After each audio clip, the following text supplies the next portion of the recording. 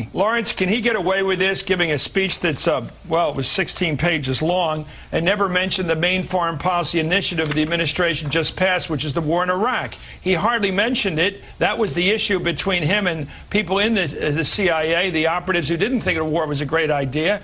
That was the issue for the last 8 years, and yet he's trying to defend it, it seems to me, without saying so. That seems to have been his strategy. He was right. His critics are wrong. And the main argument, of course, was we were right to go to Iraq. Well, he came today obviously to do nothing much other than defend torture, which he calls tough questioning. This was as sleazy a presentation by a vice president as we've had since Spiro Agnew.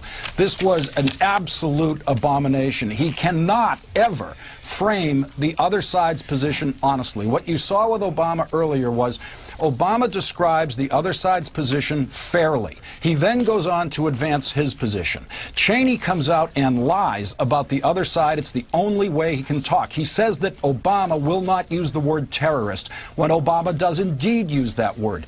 He pretends that all we did was tough questioning. He says that 9/11 made everyone take a second look at the threat. That is a lie. Dick Cheney and the president were in possession of memos that said this threat was present, this particular methodology was going to come, that they were going to use airliners.